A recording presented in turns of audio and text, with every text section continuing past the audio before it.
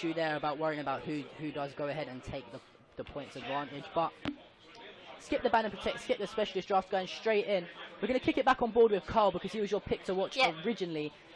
He did actually hit that dub area, hit the flank quickly and picked up a few kills, but... Let's see if he does it again. Let's see if he does it again, exactly. I mean, once you had a map reset, after your initial break, do you go about playing exactly the same way you did?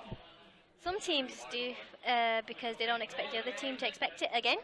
And if it worked the first time, maybe it'll work the second time, like it is working for Carl at the moment. Yeah, Carl picks up some nice shots there on floors, picks up a two-piece, and Ryder has got the ball in hand.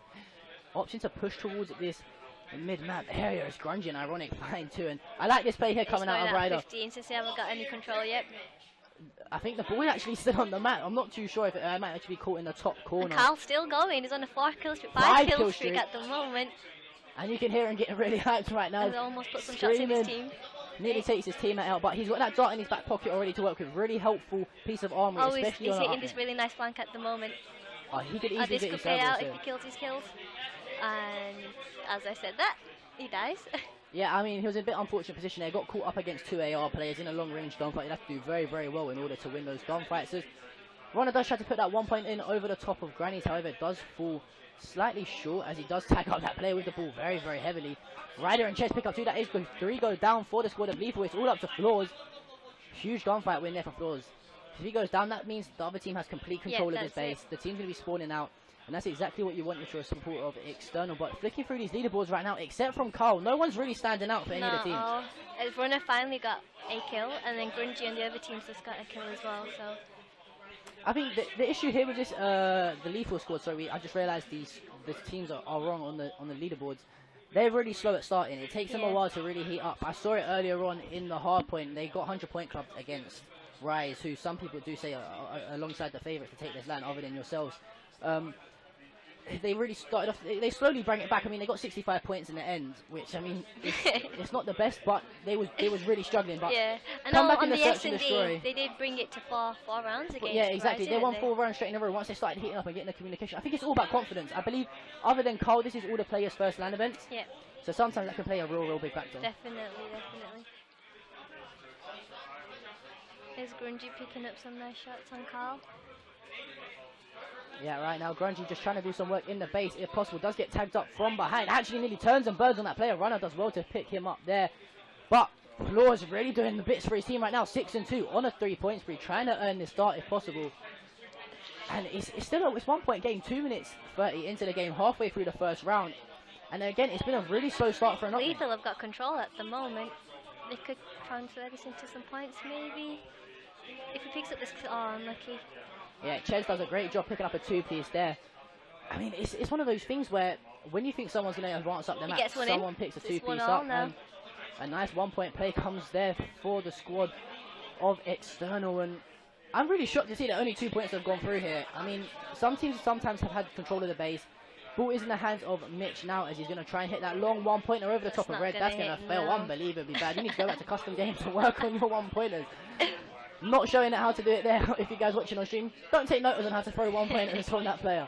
But Runner, ball in hand, is going to try and work towards this track area. And you kind of said that it's all about tracks control, but I don't feel that any teams kind of push tracks at all. They haven't been stacking it at all.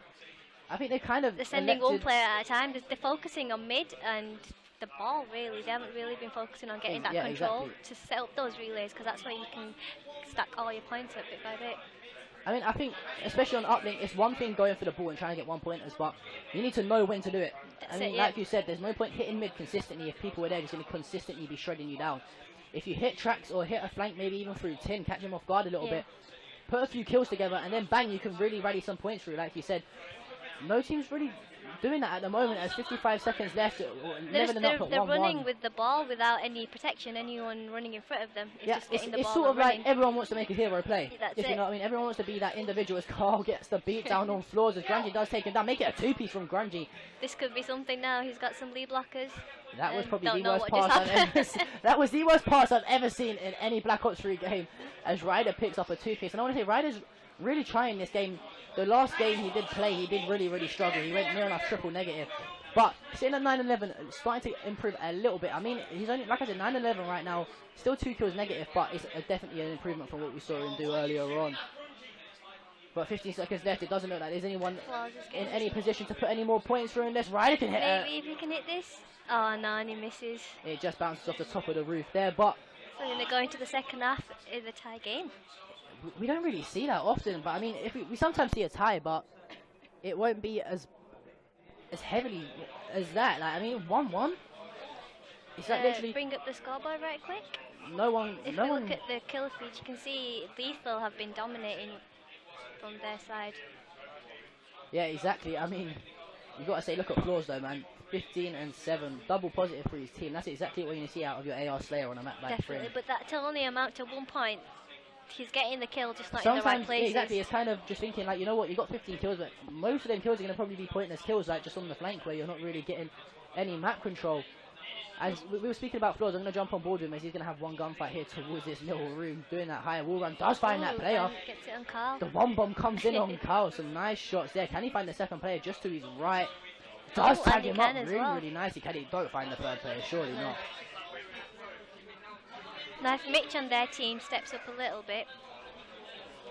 Yeah, I mean, it's kind of the same on each team. You've got Mitch going 10 and 11 for his squad, and you've got Runner going 9 and 14 for his squad.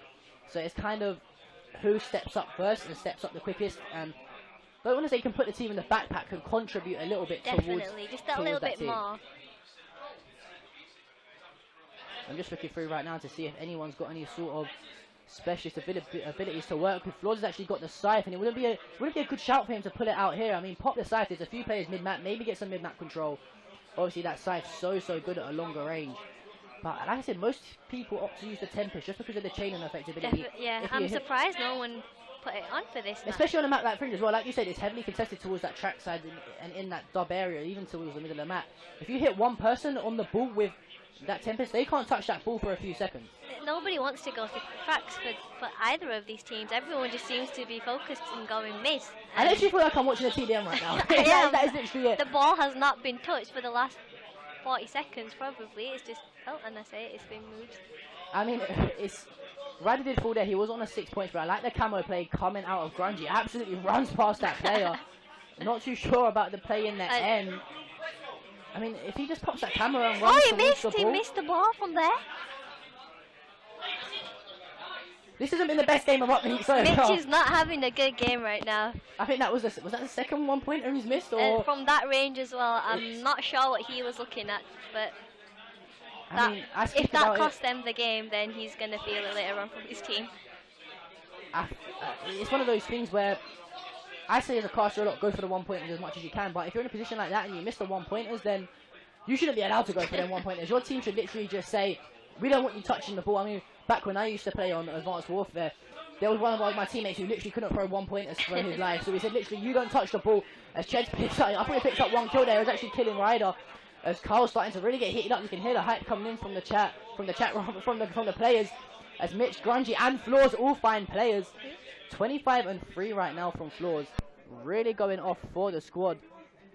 And I think it's kind of been the floor show for me. There's no one else really that's kind of touched in kind of kill-wise. Yeah, Flaws, Grungy and his team has been trying to keep up as well. But yeah, Flaws is taking over the game a little bit now. Yeah, Carl. Sorry, go ahead. I apologise for cutting you off. I was just about to say, is he going to get a 2-piece, but he doesn't. Yeah, Carl has got the ball in hand. I wouldn't be surprised to see him hit a 1 point. And oh my god, where are you? Some of these players really need to... isn't coming. That ended up in Neverland, I'll tell you that for sure. That was one of the most horrible throws I've ever seen come out of this game. And guys, by any means, if you're trying to take tips on how to play uplink, don't take this game any way forward, because this has been one of the strangest uplinks I've ever had the opportunity to cast. I mean, all the teams, I can't say anyone else apart from Flaws really that's putting a case in for playing well. Everyone else is kind of having a standard game. I mean, on external, Ryder is trying his hardest to keep up, but he needs some of his teammates to help him out a little bit. And I mean, although, like we said, we can see Flaws going double positive for his squad. They're currently on a 5-point spree. They're only up by 1 point though. That's the thing. I mean, if you saw someone having a monster game like that, he has got the dart now to work with, and I wouldn't be surprised to see him kind of camp and play his life. Now, considering Flaws is almost going double positive, his team is only leading by 1 point. That's what I mean, and it's at that stage where he's getting so many points. Kills another 2-piece. But if they don't convert this into any points, then it's kind of a wasted two-piece. He's got all his streaks now, though, so this can... Exactly, I mean, 35 seconds is left of the game. I don't see it going any other way now. Yeah, it's going to be very hard for the squad of External to bring it back. 4 go down, and just like that. And it's going to be just like... Teams are getting extremely hyped right now. Teams are getting extremely hyped right now. I mean, you'd think this is COD champs, wouldn't you? You know, I mean, loving it coming out of the amateur play. Just good to see the hype. It looks like it's going to be a 9-2 win here for the squad of External. I mean, right now the squad... You can probably hear this. You guys probably can't even hear us at all. Bodies are getting shot and everything at the moment.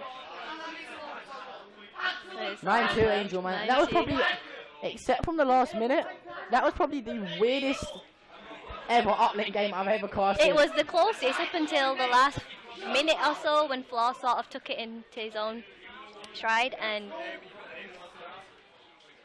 alright guys, we're going to cut to a quick commercial break. We'll be back for map number 2.